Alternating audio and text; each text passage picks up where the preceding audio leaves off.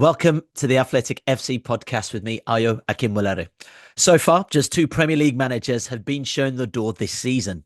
But as we head towards the January transfer market, who else could follow Manchester United and Leicester City's lead? And just when is the right time to sack a manager? With us today, we have the Athletic Stu James, as well as Phil Hay, our lead writer for the Athletic FC newsletter. Gents, it's been a big week so far in terms of results for the Premier League, especially for a couple of managers under pressure. I'm looking at Lopetegui. I'm looking at Gary O'Neill. We'll start with you, Phil. Who are you most worried about? Oh, I think both of them, to be frank, and you start to wonder if we might get a hat trick with Russell Martin at some point too, because they got a real chasing from Chelsea last night, and more of the goals that are really unflattering for them, more of the question marks about Martin's style, which is admirable in a lot of ways, but is absolutely not working, and these players don't seem good enough to cope with or to make anything of. But to take Lopetegui first, the fact that that's reached the level of boardroom discussions at West Ham, going by the piece that David Ornstein wrote yesterday after they lost to Leicester, makes you think that that's only going one way, and will probably come to a head very, very soon, potentially in hours, if not days. That just feels like it's been stuck in first gear at West Ham ever since he went in. The crowd are clearly fairly sick of him, even though he hasn't been there very long. It's really not working defensively. They are a bit of a mess. As for Gary O'Neill, it did feel a little bit like Wolves were getting the groove on last month. And I noticed today that he's been nominated for the November Premier League Manager of the Month award, which Irony. is both timely and untimely. But again, and I suspect we'll come on to this in a bit more detail, the away crowd turning on him at Goodison yesterday is a really damning sign, and again makes you think that there's only one solution for Wolves now. They seem to have tried as best they can to stick this out pretty stoically and to keep him into the job. And I was saying in the newsletter, trying to give him the chance to swim against the tide and make it to the shore, but it doesn't feel like it's going to happen. And I sort of felt like whoever lost that game at Goodison, there was going to be hell to pay for them, and there probably should be. Wolves were absolutely rotten, and I think the most concerning thing for O'Neill is that his defence is just not functioning. That is absolutely killing them at the moment, and I don't see either him or Lopetegui making it out of the woods, to be quite honest. Yeah, I want to go into O'Neill and Lopetegui in much more depth in just a second, Stu. But can we also throw Sean Dyche's hat into the ring on that one as well? For me on that with Daesh, I think the result last night is huge for him, absolutely huge. And I just think that gives him some breathing space now. I mean, it's damning from the Wolves' point of view. Everton hadn't scored in their previous four games. And they scored four last night against Wolves and could have had even more too. So I think that's just giving him a little bit of comfort, probably in the same way as Oliver Glasner at Palace too. Really timely results this week. But, O'Neill, for me, I watched the interview. I think he's different to Lopetegui. Lopetegui looks like a man in denial a little bit. I'm a coach. I'm not aware of what's going on around me, he said when told about the chance last night. Gary O'Neill's not naive to it. The way he was talking last night after the game when he was sort of saying, well, getting sacked is part and parcel of football. He almost looked like a guy who's just totally resigned to his fate now. And I think, like Phil said, the strange thing with Wolves is, so they had these really difficult fixtures at the start and everyone was cutting them some slack. And they had a little run, not too long ago where they went four matches unbeaten. And then all of a sudden, the last two games to lose, 4-2 at home against Bournemouth and concede another four at Everton, where they did look defensively, shambolic. Some of the things that O'Neill's saying as well, the wall isn't even lined up properly for the first goal. Sal obviously had a difficult game on the weekend. He's chopping and changing the defence, trying to play so many different partnerships to get something to work, and it's just not working. I mean, extraordinary as well that the two of them play each other right next. I'd be really surprised if both of them are still managers by the time that game comes around. I think for West Ham, I don't see them as being in a relegation battle. I don't think they're under threat of that, but that won't come as any comfort to West Ham. They spent £130 million in the summer. Staying up isn't what they're trying to achieve this season. I think Wolves is a different situation. And for them now, it's purely about survival. And sadly, because I like Gary O'Neill, he comes across as a good guy, did really well initially last season, but the team's fallen away dramatically since March. They were ninth place in the table at that point, conceded so many goals since then. Results have been so bad. I find it hard to see a way out for him now. Just quickly on Dyche, for as long as Everton look like they are, like things are just about under control and things haven't got out of hand, he's fine, I think, because they've got the takeover coming, ideally, presuming everything goes well. They've got the new stadium coming definitely next season. I think this is another season where Everton just have to stay up, and I don't see Dyche being the long-term plan for them, but whatever the long-term plan is can come later. If he keeps them in business and keeps them going through to the end of the season, then there isn't going to be much of a question mark there, I don't think. Okay, nice one. Well, after losing 4-0 to Everton on Wednesday, Gary O'Neill spoke about the pressure he's facing, and we've spoken a bit about it as well. Here's what he actually had to say. Now that it's tough, I'm happy to go over there and look them right in the face and take any criticism that they want to throw at me, because I accept responsibility for all of my part in that. There's a lot of parts that have led to where we are at this moment, but for my part in that, I'm happy to accept full responsibility, and whatever criticism they want to throw at me will not change the way I feel about them and what they've given me over the last 15 months. We've faced some difficulties since the window when I arrived. Really, we've faced some difficulties. We've found a way in the main to be really competitive. But at this moment, we're not finding a way to be competitive on a consistent basis. Obviously, the Fulham result and the Southampton result, but consistently, we've not been able to get to the level. So, the manager is responsible for that. I will back myself in any role given to get the most out of the group that we have in any role, and I understand the drive for change from the supporters, and you never know how many of them it is, and what percentage it is. The negative noise is normally the loudest, but I understand fully. Yeah, I mean, Phil, look, fair enough, owning it, taking accountability. And I actually listened to that interview, and there was more he spoke about, especially, the way Everton played as well. He was saying that, Everton played direct and low risk play. Does that not just compound the fact that his team are so woeful at this moment in time, but also that feeling that you worry to see how he gets them actually firing proper to compete at a top level?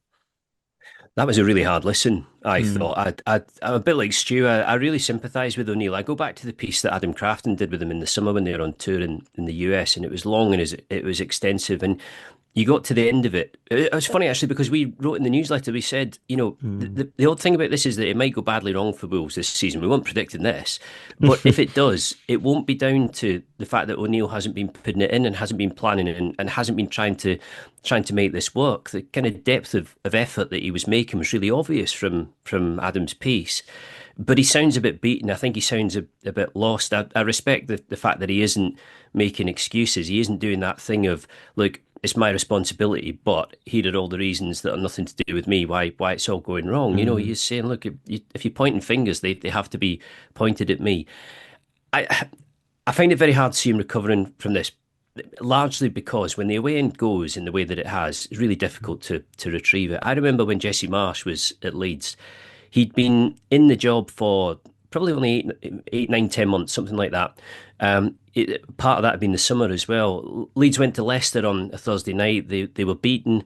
The away crowd turned on him. And even though he hadn't been in the job for really extended period, I remember coming away from the stadium thinking, I don't see him recovering from that. I think when the fans turn to that degree, you really have to give them something exceptional in order to pull it back around. And the problem for Marsh and the problem for O'Neill is that he's not got the squad or the capability at this point to deliver anything exceptional. He might be able to start producing the odd result, but it isn't going to be enough for the people who are already entrenched in thinking that there needs to be a change.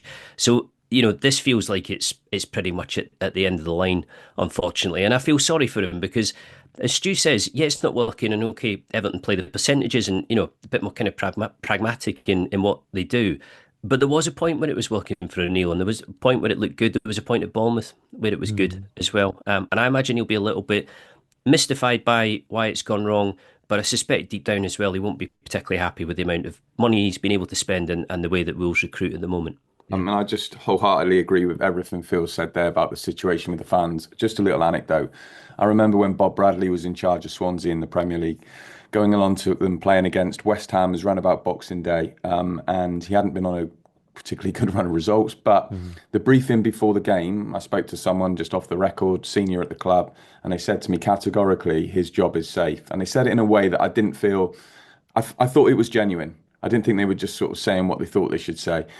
Anyway, they lost 4-1 at home that day, and it went right round the stadium. I mean, this was different, I guess, because it's a home crowd, not an away crowd, and it's quite damning when it happens, I think, in your own stadium.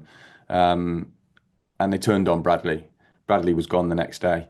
And I think Phil's, spot on. It's so difficult to recover this situation now when the fan base have reacted the way they did. And I think also the owners and the decision makers start to worry if they don't do something, then the fans will turn on them next. So hard to see O'Neill recovering from this. And obviously Lopetegui got some stick as well, didn't he, at Leicester from the West Ham fans. So he's in a similar boat. And very quickly, I mean, obviously we keep focusing on the manager at this moment in time, but Stu, do Wolves have the personnel to compete at a top level? We've talked about recruitment slightly, but you look at that team, Cunha for sure. I mean, you can see what he's doing as a player, but is there enough in that team to really contend for, like, let's say, a top 10 finish, for instance? No, I absolutely don't think there is. And I look at that squad defensively; they're a mess. You look at he's been trying, as I said earlier, so many players in different positions to make it work. And I think fundamentally they were crying out for a really good central defender in the summer. They lost Kilman to West Ham. Kilman's a really good player. They didn't replace him. They brought in other players in other positions, but I think you can see now whoever comes in there, I don't think it's going to be. I think at West Ham you could look at it and think that team is underachieving. I'm not saying that Wolves are in a position where they belong. They're better than bottom 3, but they're not near top 10 for me. That's where whoever takes over there has a big challenge on their hands, and will have to be hoping it gets an opportunity to bring a few quality players in January, which is obviously very difficult. Okay, brilliant. As Stu just mentioned, Wolves' next game comes on Monday night away to West Ham United. Julian Lopetegui is under increasing pressure at the London Stadium, with our very own Rashane Thomas and David Ornstein reporting on his future on Wednesday. Here's David with the latest on the Spaniard's position. Well, Julian Lopetegui is fighting to save his job as West Ham United head coach. He's under severe pressure. The hierarchy at the London Stadium are actively discussing his future and considering all options. That may be that they give him a stay of execution to coach against Wolverhampton Wanderers, his former club, next Monday, or that they relieve him of his duties. From the conversations I've had around the club, it seems they're leaning towards the latter and sacking him after just 7 months in charge. But that has not yet been decided at the time of recording. It is not set in stone. It's a big decision for David Sullivan at the top of the tree, Daniel Kretinsky, Czech billionaire who's also a significant shareholder, Karen Brady, Tim Stuyton, the technical director, maybe even input from Mark Noble, the sporting director.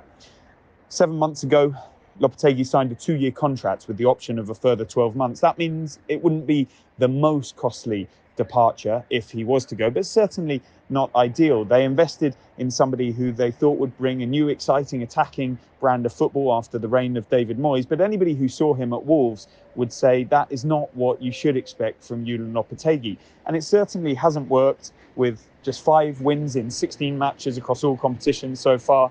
Reports of a bust-up at half-time of the Arsenal match between Lopetegui and Jean-Claire Todibo.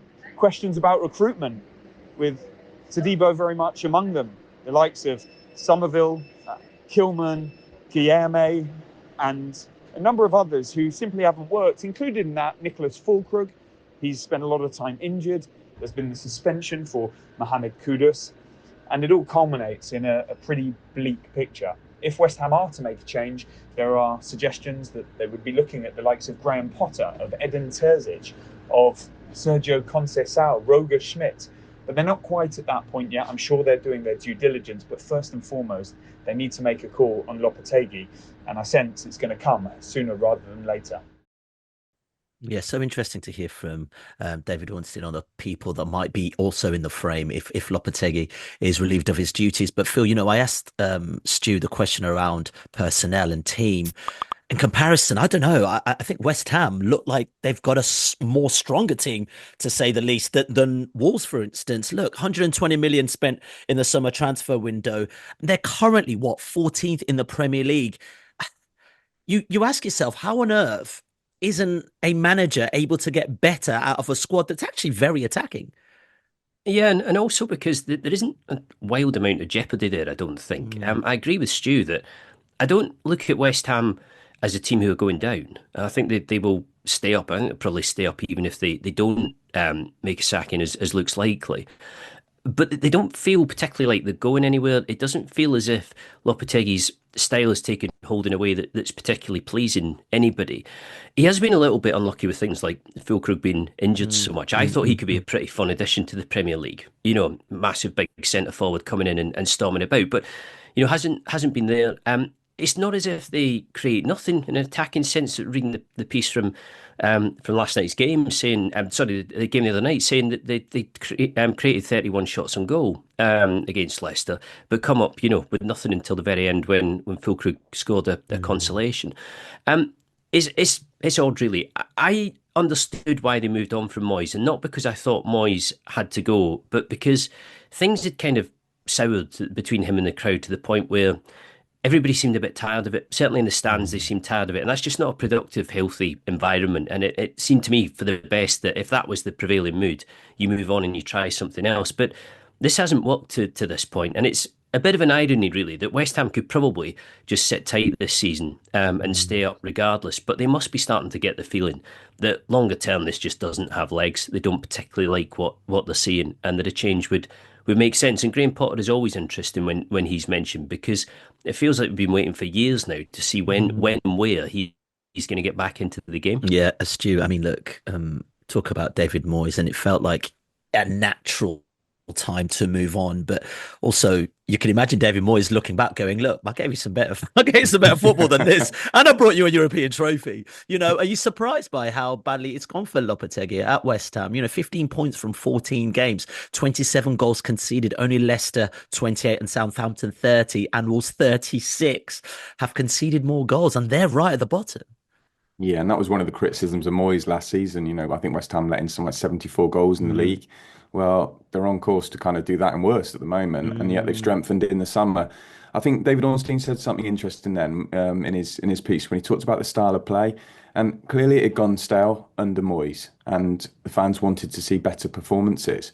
But I don't know that Lopetegui was the guy to come in and bring expansive attacking football or a real gear change from the Moyes era. It felt like, and this is no disrespect to him because he managed the Spanish national team and was extremely successful at Sevilla, but I don't think anyone who watched that Wolves team would have said, yeah, he's your answer. He's going to transform how West Ham play. I thought the game the other night, I watched it. It was one of the most bizarre matches I've ever seen. They had 20 shots in the first half alone, Leicester, at West Ham, and somehow found themselves behind 31 by the end of the game. And the thing that concerned me a little bit, there were a few moments, when you just look at the players' body language, and I think that's pretty telling. I remember near the end, Wan-Bissaka tried to roll a ball down the side for Bowen. He overhit it. Bowen's reaction to that kind of didn't feel like Jarrod Bowen. He was like really, really kind of muttering under his breath for ages walking back. The sort of way I do when one of the kids says they forgot their PE kit at school just after you've done the blooming school run through rush hour traffic. But again, yes, Phil, again.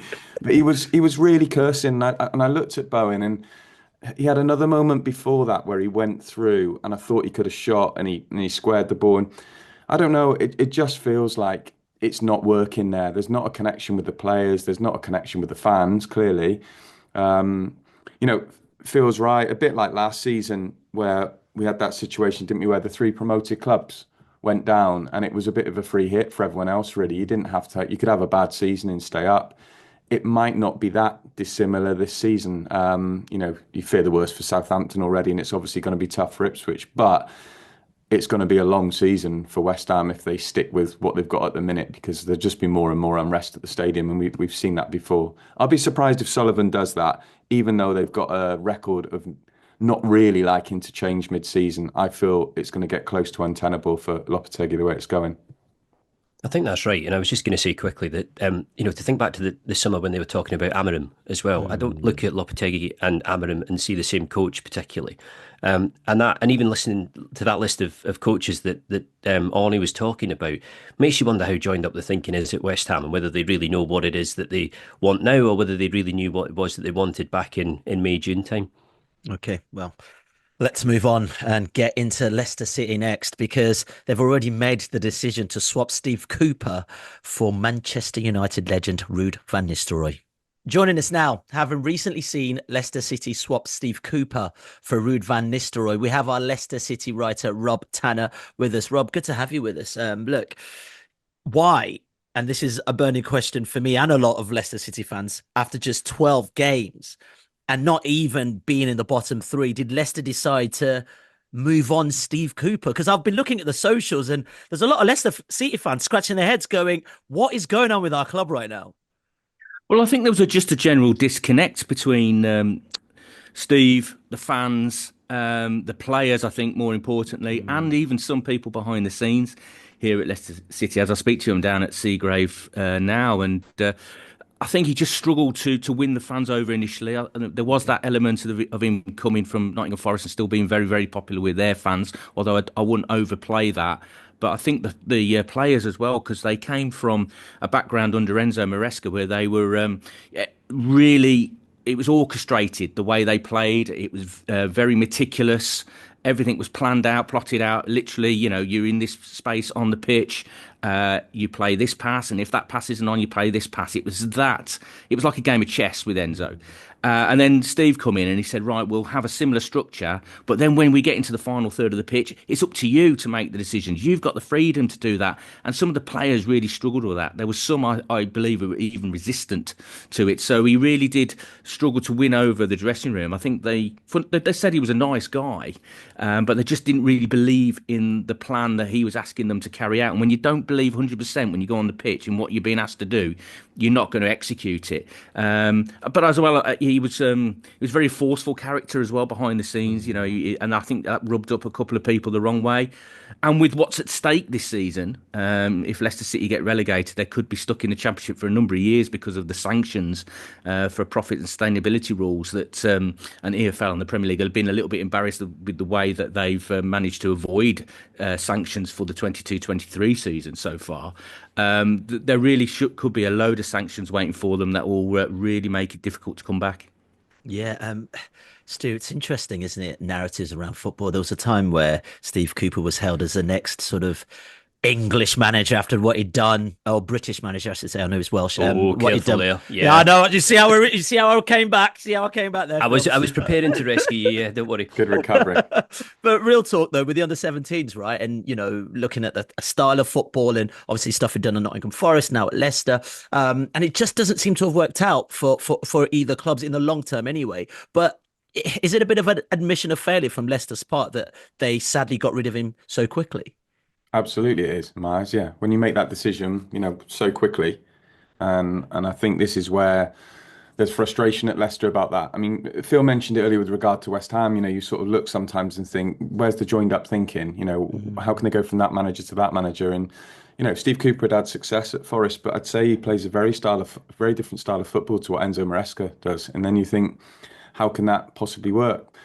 And then people will look at John Rudkin, the director of football, and think there has to be some level of accountability here. If you're bringing a manager in and making a change that soon, and also, like Rob said there, and you touched on, it is intriguing because ordinarily you'd think, well, you'd be cut adrift at the bottom to make a change so soon with a new manager as a promoted club, and it's not like that. And I guess that really shows how much of a disconnect they thought there was and the level of concern. So, and it's right what you say about how Cooper was perceived. I remember someone saying to me years ago that they'd given advice to another young manager: make the most of it while you can, because you won't be called up and come in for long.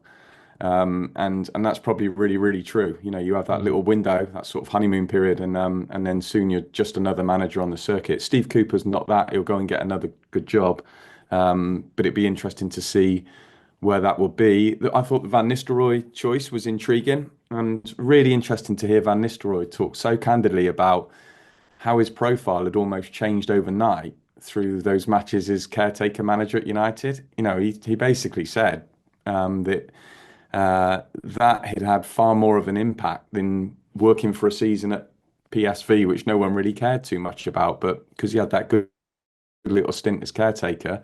And I guess that made it easier for Leicester as well, Rob, probably because of the fact that there was no compensation to be paid. He was a free agent. Obviously, the change in Erik ten Hag going and leading to Van Nistelrooy leaving made that easier. And I think that's probably another consideration for all these clubs now when they're thinking of the cost of getting rid of managers and their backroom staff. Can we go and get someone in as a replacement who is free? And as Phil said, Graham Potter's that man, really. He feels like he's been there for an eternity. You'd imagine he'll end up getting one of these jobs soon. Yeah, what do you think, Rob? Is it much easier, especially all the conversations around PSR, that Van Nistelrooy was actually very little compensation, didn't have to drag him away from another club. He was free to go and ready to start the job quickly. It was absolutely crucial. They didn't want to get into a protracted negotiation with another club to release a manager like Corberan at West Bromwich Albion, who they liked, but also it was cheap and it was very expensive to sack Brendan Rodgers, and that was one of the reasons why they kept faith in him for so long. Not just him, but his backroom staff as well. And then obviously when you're making a change like this now after just 12 league games to get rid of Steve Cooper and his backroom team as well, Alan Tate and so forth, then it really does impact into PSR. And when they issued their financial results for the 22-23 season, that was actually mentioned in there. The cost of the changing the manager contributed to an £89 million loss. I believe that also the owner, Kuntop, mentioned it to the players when he gave them a bit of a telling off for their behaviour in Copenhagen and the fact that they'd had to change manager because those guys couldn't connect with Steve Cooper. So it's very much in the back of their minds. Yeah, Phil, from a Leeds perspective, what are you making of all this in terms of the right time to let someone go? Because, you look at Bielsa's tenure and then you obviously look at Jesse March's tenure. There's a lot of interesting similarities to a lot of the things we're talking about in respect to all these managers in the Premier League at this moment in time. Well, to give the March dismissal a bit more context, it was a strange year because it's 2022 and it was the Qatar World Cup. And it meant that there was the long break through November and December. And Marsh basically kept himself in a job with a really scrambled win over Bournemouth and then a very, very good win away at Liverpool. And got himself through to the other side of the World Cup break, at which point results got no better, and he was sacked in early February. And senior people at Leeds have since said, we should have made the change before the break. We should have made the change at the point where it was... There were clearly problems after Leicester, problems with the crowd, that relationship between Marsh and the crowd. Without any doubt, that was the point to do it. I don't think there's a exact science for this. I don't think there's a perfect sweet spot at which you should make the change. But I do think the point at which you have to look for somebody else is the point where, as a board or a recruitment team, you come to the realisation that if you're not sacking your manager or head coach now, you're going to be doing it pretty soon down the line anyway. It's that loss of faith thing, isn't it? And to apply this to West Ham, once you start sitting in a boardroom discussing should we sack Lopetegui, the answer is basically yes, isn't it? Because you've reached the point where you're already thinking, don't like this, and we need something else. And Ornstein termed it as a stay of execution, which is pretty much what it would be. But you just create a lame duck who is basically there waiting for the next point at which results go bad or don't improve, and then there really is no choice. You can leave it too late, absolutely, in a season, and you have to preempt things getting horribly out of hand. But I think that's pretty much it. The point at which you lose faith and you no longer trust that the person in your dugout is going to do it for you is the point at which you have to mix it up. Yeah, Rob, for Leicester in particular, with an eye on the transfer window, and also we talked about their finances.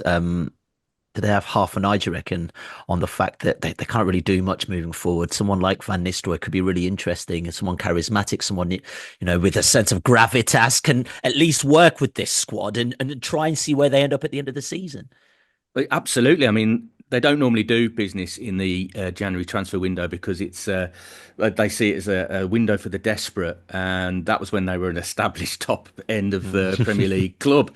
They did get desperate 2 years ago and went into the market and spent £15 million on Harry Souttar, who's hardly featured, and £15 million on Christensen, who spent last season on loan at Bologna, and they also brought in Tete on loan, who looked a world beater on his debut at Aston Villa and then completely disappeared. So that just proved the point. And then they got to the January transfer window last year with Enzo, and Enzo wanted to bring in a couple of players, Sensei being one of them, and then he was told couldn't do anything because of the PSR concerns. And I know that Steve was planning to bring in at least 2 players, if he could, in the January transfer window, that were going to make an impact on the starting 11, not squad players. They were going to go straight into the starting 11. That was the level of player he was looking for. And I think Ruud has also sought assurances that he will be able to strengthen. But I think the big thing with Ruud is if he can inspire the players, and his stature in the game as a striker, straight away, you know, it's very difficult for a career coach to go into a group of players and say, you know, I'm going to inspire you. And they say, well, you've not really walked in our shoes. Well, Ruud has, and he's got a golden boot, you know, so he's definitely somebody that could inspire them. But also he plays a similar style of football to Enzo, played with Enzo at Malaga. Manuel Pellegrini is a big influence on him, like he was on Enzo. So it's a similar style of philosophy, a box three formation. The players should be able to buy into this. But also, people think that Ruud is, look at his 1 year at PSV and he's a rookie manager. That might be the case, but he's been coaching for over 10 years, and a lot of that's been young players. And there's a lot of young players here at Leicester as well. So they're hoping that his coaching ability will also improve some of these young players who have come up to the Premier League and this is they're experiencing it all for the first time. So I think that's the reason. And I think as well, you know, in terms of the timing, I can remember going back to my early days covering Leicester when Milan Mandaric was chairman, and they had Paolo Sosa come in, and he followed Nigel Pearson, and a bit like Cooper, played a different style of football to what Pearson was playing before, and there was a disconnect with the players again. But I remember speaking to Milan Mandaric, and he said this was after a particularly bad defeat at Portsmouth. He said, we've got to give him time, patience. And then he sacked him after the next game. They lost away at Norwich, and I rung him again and I said, you said you needed time. And he said, yeah, Robbie. I said, yeah, but people were giving me so much grief because I'd held on with Ian Holloway, and then we got relegated. So I think in the back of the minds, it's similar with the Brendan Rodgers situation. They held on and then made the decision far too late. So I think that's been in the back of the mind of the owners this time, and they've gone, right, this is not going to improve. We can see this going in one way. We're going to make the change now and bring in somebody that can really work with these players. I want to jump in with some Chilino stories here. Like the time he phoned at 2 a.m, I think it was 3 games into Hockaday's reign at Leeds, to say, I'm sick of this guy. Honestly, like, to know when to stick or twist is the one, isn't it, when you run a football club? Anyway, Rob, really appreciate your time. Thank you very much for giving us this. Honestly, really good insight. Thanks a lot. Cheers. Well, Phil, Leicester are a side that have definitely made a change, but let's not forget Manchester United are another side with Ruben Amorim coming in. But on Wednesday against Arsenal, it's fair to say he's probably served his first dose of reality. And, you know, in fairness to him, he has told the fans just to be patient because there will be some turbulent times ahead. How difficult then is it for a manager to put his imprint into a squad midway through the season? Mid-season is really difficult, and I think, talking about the timing of sackings or replacing manager, Manchester United are a prime example of a club who backed the wrong horse, or backed a horse they shouldn't have been backing any longer, and clearly shouldn't have been, but just went with it anyway. And we're basically at the point of having to jettison Ten Hag before the season had even got going in earnest. It is tricky for Amorim. I'm wary of reading too much into the small number of games that he's had, but I think, to be fair to him, at Arsenal, I mean, on the podcast, I think we both tipped Arsenal, Art and I both tipped Arsenal by 2 goals, which is how it turned out. And I did think they would win the game. But I did think that defensively, United looked tighter than they had done previously, and you could start to see little bits of Amorim's play settling in and starting to take a hold. I guess we'll come back to him in probably a month, 2 months' time and get a much clearer picture of what's going on. But there isn't a manager out there who would choose to take a job in November, December time or later in the season, as opposed to having a job from the middle of May onwards, when you can properly do pre-season, you can properly do the transfer window without being able to absolutely change everything there and then, because everything does take a little bit of time. You can do a lot. Whereas at the moment, and particularly when you have midweek games, and I always remember this in the Championship with Leeds, new managers would come in and would have so little time to even train. There were so many recovery sessions around games. There was so much travelling for games. It was very difficult to get everybody on the grass for sustained periods of time and kind of drill it into them what they should be doing and how things were going to be different. So this is not the opportune moment to hire somebody, which is why you'd never see a club going well choosing to do it. But in a lot of circumstances, needs must, unfortunately. I think there's some managers who come in who we traditionally think of as your firefighters, who would come in with a short-term kind of mandate, really, to turn things around. And I don't see Potter as that sort of manager at all. I see him as a manager who'd be big on process, who'd want that time like he had when he came over to Swansea pre-season, when he worked at Brighton. Obviously, he didn't at Chelsea. He had to go in during the season. And I've spoken to managers before about this, what Phil said there, in terms of just not having the time on the grass. And they've done like classroom sessions because, they've had a midweek match, there's recovery, and you're thinking, well, we can't get them out there to do more stuff on the training ground. We've actually almost got to talk through it in a meeting room. How well do players engage with that kind of thing? It's I think all of that's really, really difficult. So yeah, it's far from ideal making the change now. And it's interesting, Phil, when you talked about that Jesse Marsh story, where essentially Leeds admitted they regretted not changing before. That is bang on, like you said, with Ten Hag, isn't it? He should have gone at the end of the season. That really unlikely FA Cup win clouded judgment and led to a new contract that now means that they're almost writing off a season in a way. And I'm sure, especially when you're playing European football too, that's so hard for a new manager to come in with a different way of playing and get the time to coach that. You're almost coaching it during games. So yeah, patience is definitely the key there.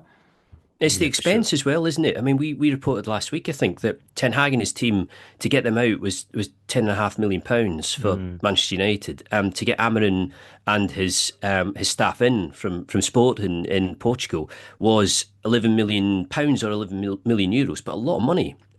So that's been a really expensive crossover. And on that basis alone, it surprises me slightly how often clubs do this. And given that, we're kind of looking at West Ham and thinking they're kind of all right. The temptation to stick with it from a financial point of view must be there. But if the mood is not great and if it isn't working as it needs to, then sometimes you really don't have a lot of choice. Yeah, let's stay on this West Ham thing because I mentioned it earlier when David was speaking about all the potential replacements that could be in the fold for Lopetegui. It really got us thinking, Stu, how desirable is the Premier League? If you're a hotshot manager and you want to test it out, Terzic was at Dortmund, could potentially be in the Premier League. We even look as far back as Pellegrini, top manager, wanted to try his trade into the Premier League. Obviously, the money's better.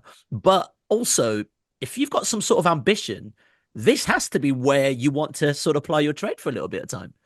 Absolutely. And I think the league does have a huge pool in that respect. There's no two ways about it. I think it's no different with players, really, in that sense. So, you get a player or a coach now who could potentially go from coaching a team in the Champions League in Europe. That was their previous job, like the type of people you're mentioning, Conceição, for example, who for sure would look at West Ham and not be sort of thinking, I'm above that level. So I do think there's the potential to get someone like that, but then you have to balance that with the risk and think, would they be better going with someone mid-season, especially like Potter, who's managed in the Premier League before? What about McKenna? Yeah. Oh, yeah. In terms of his, shout. yeah. I mean, I'm not saying that's a safe appointment at all. It definitely isn't, and it's a risk in the sense that he's been brilliant at Ipswich, but there is going to come that test for him when he steps up and has to see what he has to do at a club where, like, resource, for example, doesn't become much of an excuse or much of a way out of a poor run of results. But he's done so well at Ipswich over such a sustained period of time, and I think the promotion from the Championship was so much more of a feather in his cap than promotion from League One. It's a really hard division to get out of, particularly when you don't have parachute payments. That, not too far up the road, looks like a fairly sort of sensible option for them. Mm-hmm. But then I guess after what we said about Steve Cooper, it's also a risk as well at the end of the day, Phil. Steve Cooper did great things with Nottingham Forest, and look how that ended. Yeah, it definitely did. It definitely did. But I think, as we touched on, his style of play was so different to Maresca's that there didn't seem a lot of sense in Leicester going from one to the other. Van Nistelrooy is in no way a Maresca clone, but I think from what I know of his football, it's much closer to it. And I think the players will probably be happier with his tactics, given that they seem content with Maresca's as well. And I don't know, I could see McKenna and West Ham being a really decent fit. Whether or not there's any scope to get him out of Ipswich, I have no idea. But again, as Stu referenced, they look like they're kind of bedding in for a pretty tough season, Ipswich. Okay, finish on this really, and please both jump in. Phil, start. When is the right time then? Because we started this question at the top. When is the right time to get rid of a manager when things aren't going well? Do you let them have 10, 15 games? January, end of the season? I mean, when is it? Because it is such a gamble to figure out when to stick or twist. I'll let you go first, Stu. Go on, and then I'll just copy you. All right, go. It's difficult, right? Because I come back to the importance of time with the players, and then I think international break. Well, international break, hardly any of them are around, right? They're all off playing international football. So yeah, you've got time on the training ground, but you've got time on the training ground with probably a quarter of the squad. Really difficult. I think every situation is different. And when you look back at other seasons, season before last, I think I'm right in saying there were 14 Premier League departures. So it was like a really, really chaotic season. And that is partly just the circumstances at the club at the time. Last season was different.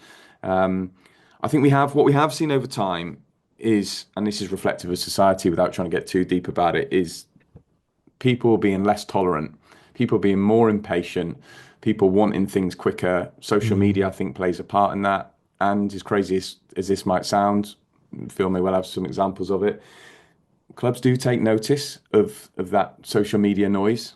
They don't ignore it. So I think that all feeds into where we're at with things really now. We used to sort of look at the championship, didn't we, and say what a mad league that is with all the managerial changes. Well, the Premier League's not like that, but it has shifted towards that. I think fundamentally it just comes down to that situation, like you've got now, sadly, with Gary O'Neill and with the West Ham. Once the fans turn, I think that is the point then when it's really, really hard to just blindly plough on with it, unless you really have faith in what you're seeing behind the scenes that the supporters can't see, and it perhaps isn't for whatever reason reflective on a match day. If you really believe that this is going to work, this guy's doing really good work on the training ground, we know it's going to come good. But I think that's an unusual situation. That I think ordinarily when you get into this deeply entrenched situation you've got, say, with Gary O'Neill at Wolves now, it becomes almost negligent not to make the change. There's such a big difference as well between the away crowd in particular, but a crowd as a whole, and Twitter or social media, because you cannot level the accusation of it just being keyboard warrior in his mother's bedroom. These are the people who pay to go to the games and will continue being at the games, and will continue to say and kind of voice their sentiment, which doesn't make it easy. I mean, the only really good time to replace a coach is right at the end of the season, which is what happened with Liverpool going from Klopp to Arne Slot, and I think you've seen the benefit of that. I get that that's a pretty rare situation, but it staggers me really every year how few clubs seem to be able to get through the best part of a season before things run into crisis, that even if things are not going great, they're not still relatively content with how it is, or at least prepared to let it ride. I suppose if we're being fair to the Premier League, the clubs in it have actually been pretty tolerant to this point. You know, we're almost up to Christmas, and it hasn't been a spate of sackings, although you kind of feel like if we come back in a week's time, we'll be looking at, you know, a good chunk of the division's coaches who've gone already. But people have sort of tried to stay their hand, and even, you know, Manchester United, who had all the reason really right from the outset to get rid of Ten Hag that they needed, tried to sort of muddle through it. But we've definitely got to that stage of the year where everybody's starting to take serious note of the table and is starting to count the number of games that are left, starting to work out how much trouble they're actually in. And if the answer is we're in lots, or we feel like we're in lots, then the inevitable response is let's make a change. If you know you've got someone better, right, you've got to know, stating the obvious really here, but if you're getting rid of someone, you've got someone better lined up to come in. Otherwise, you're just making the change for the sake of it. And I remember this years ago with Southampton when Nigel Adkins was doing really well there. And at the time, that was like a really controversial decision when they got rid of Nigel Adkins. People were thinking, because they didn't know anything about Pochettino at the time. Well, obviously, it turned out to be an absolutely inspired appointment, right? You know, no disrespect how things have turned out for Nigel Adkins, but you look what Pochettino went on and done. So if you've done your due diligence and you've got someone there where you think, actually, this is going to make a major difference to our club, then do it. And that's why I look at the thing with Potter being available now, and I think that must be, you know, a nightmare for those guys who are under pressure. You know, like he was at the Leicester West Ham game the other night, and he could have easily been doing a bit of a recce for the job, couldn't he? You know, in a way, yeah, I'll come along and be a pundit, and I'll look at the team. I'll get a little scope on what I could be doing with this team. That's interesting. Yeah, and when I'm making my comments, I'll be careful what I say about the West Ham players, just in case they give you a call. Yeah. So I think his presence must be quite unnerving for those managers who are under pressure at the moment. And yeah, that naturally must be a huge consideration for West Ham, like at the minute when they're discussing it, as we've said, like Phil said, that feels, if you got to that stage, it's difficult to sort of come back from it. But who have they got lined up? Who can they go and do and know that they can come in straight away? Otherwise, you know, you may as well go along with it for a bit, or you end up giving it to the caretaker, and then the caretaker loses his, you know, first game, second game, and the whole thing then comes on the decision makers, and you get the whole, you know, narrative from the fans. Do they know what they're doing? So, yeah, messy, but I'm with you. I think, well, sadly, you know, it's not nice seeing people lose their jobs. I think within a week's time there'll be a couple more managers probably who've gone. Okay. Fantastic. Stu, Phil, thank you so much for your time, and Rob earlier who joined us as well. And Matt Davis-Adams will be with you tomorrow with a preview ahead of Tottenham versus Chelsea this weekend. Thanks for listening. If you want to watch more episodes of the show, please subscribe to the channel. We'll be joined by the likes of David Ornstein, Matt Slater, Adam Crafton, Carl Anker, and plenty more through the season. If you'd like to listen to the episodes in full in audio form, search The Athletic FC wherever you get your podcasts from.